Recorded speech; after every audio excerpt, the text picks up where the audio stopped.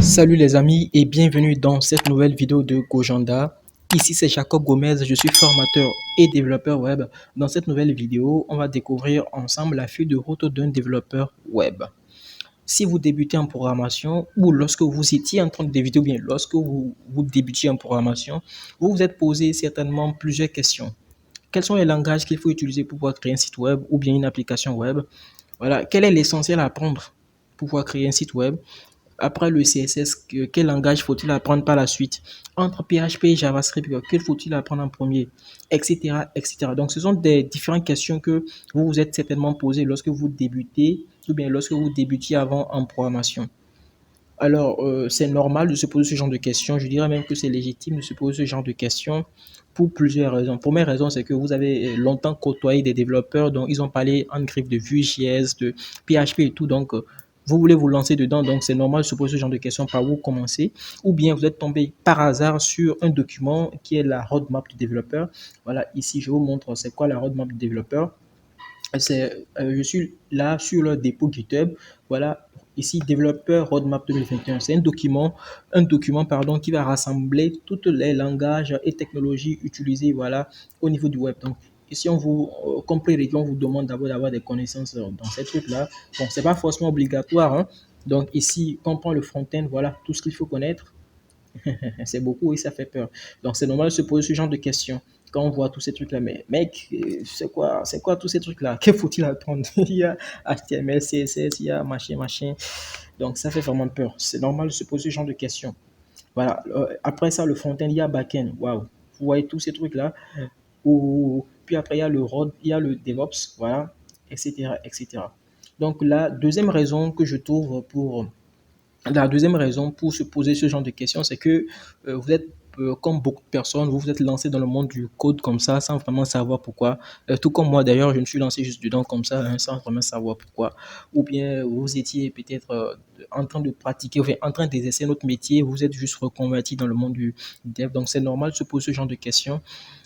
Je dirais que comme je disais, c'est normal. Donc ne vous inquiétez pas, cette vidéo est faite pour vous.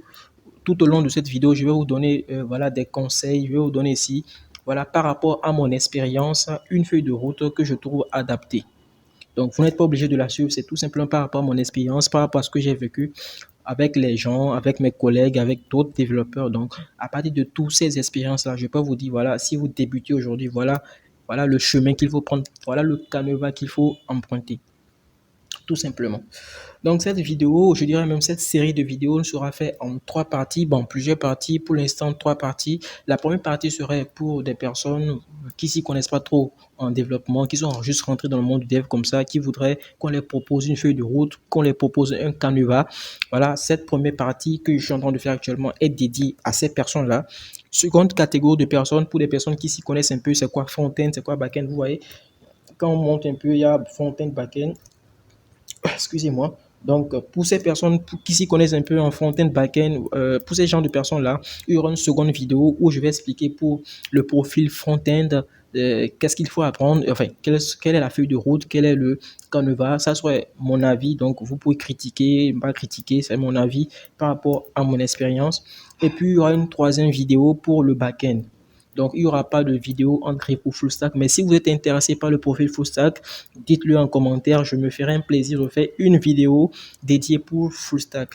DevOps, je n'ai pas assez de compétences, enfin, je n'ai pas assez de connaissances sur ça. Je n'ai pas beaucoup de personnes aussi qui ont fait qui sont DevOps, malheureusement. Donc, je ne pourrais pas vous donner là, voilà, une feuille de route, voilà, adaptée par rapport au métier de DevOps. Mais bon, peut-être qu'après, on verra. Par rapport au mobile aussi, je ne suis pas développeur mobile à la base, je suis développeur web. Mais si vous voulez des contenus, enfin, si vous voulez pas des contenus mobiles, si vous voulez une roadmap, ou bien un canevas pour développeurs mobiles, je me ferai un plaisir de vous rechercher ces informations-là parce que je suis avec des développeurs mobiles dans mon équipe. Donc, je me ferai un plaisir de vous rechercher ces informations et de vous fournir tout simplement une feuille de route pour développeurs mobiles. Voilà.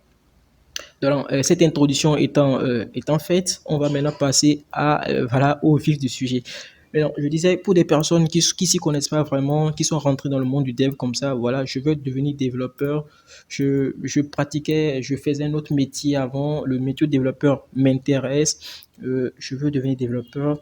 qu'est-ce qu'il faut faire, qu'est-ce qu'il faut apprendre en premier, quel est le chemin qu'il faut suivre pour ne pas perdre son temps avec toutes ces technologies-là, tous ces documents qui existent sur Internet. Je vais vous recommander, en fait, je vais pas vous recommander, je vais vous dire tout simplement ce que moi je pense. Voilà. À la fin, vous aurez un document que je vais mettre sur le lien méga qui va contenir tout ce que j'aurai à dire par rapport à la feuille de route. Donc, à la fin de la vidéo, en description, vous aurez tout simplement le document qui va, voilà, récapituler tout ce que j'aurai à dire au niveau de cette partie-là. Donc, la première chose qu'il faudrait apprendre pour le développement web, c'est d'abord HTML. Après le HTML, il faudra apprendre le CSS. Après le CSS, il faudrait des connaissances en algorithmie. Je vous dirai pourquoi qu'il faut avoir des connaissances en algorithmie. Après cela, il faudrait apprendre ici du PHP. C'est la partie back-end. Donc, je ne sais pas si c'est quelque part ici. Voilà, il faudra apprendre ici PHP. Puis après PHP, vous pouvez éventuellement apprendre du JavaScript. Puis après le JavaScript, il vous faudrait des connaissances en Git. Voilà, il vous faudrait des connaissances en Git. Voilà, c'est tout ce que vous devez connaître. HTML, CSS, algorithmie, PHP, JavaScript et puis Git. Voilà la feuille de route que je vous propose. Ce que si vous aurez un document qui va récapituler tout ce que, enfin, qui va résumer tout ce que j'aurai à dire dans cette vidéo. Pourquoi d'abord le HTML? Parce que le HTML, c'est un langage de description qui est fondamental pour pouvoir créer des pages web. C'est vraiment fondamental. Sans le HTML, il n'y a pas de page web. La preuve, lorsqu'on vous allez faire ici du clic droit, voilà, même pas clic droit, lorsque vous allez ici afficher la source, c'est du code HTML qui est généré au fait. Du code HTML. Voilà, tout ça, c'est du code HTML. Voilà, c'est du code HTML qui est généré. Donc, après le HTML, vous aurez ici à apprendre le CSS. Comme je disais, le HTML, c'est un langage de description qui va nous permettre de pouvoir mettre en place la structure de base de notre page web. Donc, le CSS ici va agrémenter la page web, va embellir la page web. Donc, c'est important sur une page web d'avoir des couleurs, d'avoir des boutons, des trucs comme ça. Donc, le CSS va pouvoir embellir notre page web. Puis après, le HTML, CSS, c'est que vous pouvez déjà créer des pages web. Il faudrait maintenant que vous ayez des connaissances en algorithmie parce que après, vous allez devoir gérer les utilisateurs. Lorsque un utilisateur se connecte, il faudra lui envoyer un message. Si j'ai plus de 100 utilisateurs, je voudrais avoir tel comportement. Donc, il y aura un peu de dynamisme, il y aura un peu d'interaction. Donc, pour cela, il faudra avoir des connaissances en algorithmie. Si vous avez fait un peu de C, C++, Java, pas de souci, vous pouvez passer cette étape d'algorithmie. Mais si vous n'avez pas fait C, C++, Java, ou bien si vous n'avez pratiqué aucun langage de programmation, je vous conseille de prendre un petit tuto, un petit cours sur l'algorithmie pour apprendre au moins ce que c'est que les variables, les conditions, les fonctions, les structures conditionnelles, etc., etc. Donc, après cette phase d'algorithmie, vous pouvez maintenant facilement apprendre le PHP. Ici, le PHP, ici, c'est un langage côté serveur. Ce n'est pas le seul langage côté serveur, mais c'est le langage que je vous recommande parce qu'il est simple, facile, il a une grande communauté autour. Donc, vous pouvez facilement trouver de l'aide et des documents. Donc, je vous conseille ici le PHP. Donc, le PHP, comme je le disais, c'est un langage côté serveur qui va vous permettre de générer des pages web. Vous voyez, Facebook, il y a tellement d'utilisateurs. On a plus de la moitié, enfin, pas la moitié, oui, on a la moitié de la population mondiale qui est sur Facebook. Vous voyez, si on est 7 milliards aujourd'hui, il y a 7 milliards aujourd'hui, il y a au moins 3 milliards voilà, d'utilisateurs sur Facebook. Vous imaginez donc, si on doit créer 3 milliards de pages web HTML, c'est pas évident. Donc, du coup, on va utiliser ce qu'on appelle un langage côté serveur comme PHP qui va nous permettre tout simplement de pouvoir générer des pages web. Voilà. Lorsque nous allons dans la section backend ici, il n'y a pas que PHP. Nous avons, nous avons ici C, C++, Java, il y a Ruby, il y a le Go, il y a ici Python, voilà, il y a le JavaScript avec le framework, ici Node.js. Donc, après le PHP, maintenant, il faudrait apprendre le JavaScript. Voilà, le JavaScript pour pouvoir gérer les interactions côté client.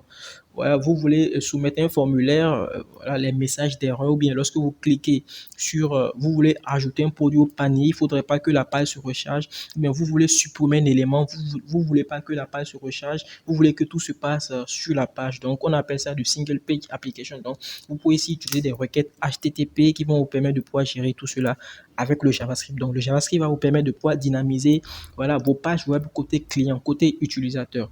Puis après ça, il vous faudrait des connaissances en Git. Git ici, c'est un outil de versioning, voilà, voilà, sous forme de timeline qui va vous permettre de gérer votre projet.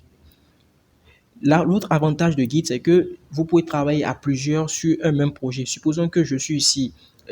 Moi, je suis actuellement à Cotonou et puis j'ai un correspondant, un collègue en France et un autre à Dubaï et un autre à Bali. On voudrait travailler sur un projet, un gros projet. On n'a pas la possibilité de se voir. Donc, via Git, en utilisant Git, on pourrait tout simplement héberger notre code source sur un serveur distant qui peut être ici. Là, par exemple, ce projet-là est hébergé sur GitHub. On pourrait l'héberger sur, par exemple, Bitbucket, GitHub, GitLab, etc. En tout cas, sur un serveur tiers, enfin, sur un service tiers, on pourrait héberger ici notre code source. Et comme ça, on aura une sauvegarde locale et une sauvegarde sur le serveur. Là, lorsque quelqu'un travaille et qu'il est satisfait du résultat, il fait un push, il envoie son code sur le serveur et moi je récupère le code et puis je continue le travail. Là, c'est vraiment facile de travailler comme ça, de collaborer comme ça. Donc, les amis, c'est tout. Voilà, le HTML, le CSS, algorithmie, PHP, JavaScript et puis Git. Maintenant, ça, c'est le côté basique. Donc, si vous avez ces compétences-là en HTML, CSS, algorithmie, PHP, JavaScript, vous pouvez déjà créer voilà, des sites web. Enfin, vous pouvez créer déjà des sites web, des applications web. Le problème, c'est que vous ne pouvez pas créer des applications web solides, robustes, parce que aujourd'hui, les applications web, il y a un certain nombre de règles de sécurité, il y a un certain nombre de standards, au fait. Donc, en faisant juste du PHP brut ou bien du JavaScript brut, vous aurez vraiment du mal à pouvoir écrire, voilà, pouvoir créer des applications web qui respectent les standards internationaux. C'est vraiment compliqué. Vous allez vraiment beaucoup écrire et c'est vraiment pénible. Donc, du coup, les gens ont créé ce qu'on appelle des outils, des frameworks pour pouvoir faciliter voilà, le développement, pour pouvoir accélérer le développement. Il y a plusieurs frameworks. Le but de cette vidéo, ce n'est pas de parler des frameworks parce que là, sur ce coup, il y en a tellement, je ne voudrais pas choisir, je ne voudrais pas vous parler d'un framework et puis après on dise non, ce n'est pas le bon framework, des trucs comme ça. Je vais juste vous lister un certain nombre de frameworks, tout sera dans le document, donc ne vous inquiétez pas. Je vais juste vous lister un certain nombre de frameworks, puis après, à vous de choisir. Parce que déjà, à ce stade, si vous connaissez déjà HTML, CSS, algorithmie, PHP, JavaScript, vous serez déjà assez mûr pour pouvoir faire vos choix. Donc, vous n'êtes plus maintenant débutant, c'est que vous êtes déjà assez mûr dans le développement pour vos choix futurs. Donc ici, c'était juste pour vous donner un coup de pouce. Maintenant, à ce stade-là, vous allez vous débrouiller tout seul. Maintenant, après, vous pouvez toutefois aller sur Internet chercher entre tel outil, qu'est-ce qu'il faut apprendre. Quand on prend déjà le côté HTML, il n'y a pas de framework. Bon, certes, il y a certains helpers, mais il n'y a pas vraiment de framework pour le HTML. Pour le CSS, il y a des frameworks parce que le CSS, comme je disais, c'est un truc qui permet d'embellir les pages web. Donc, il se retrouve que parfois, pour pouvoir créer une page web, juste pour styliser une page, on se retrouve avec 1000 lignes de code de CSS. C'est pas vraiment évident.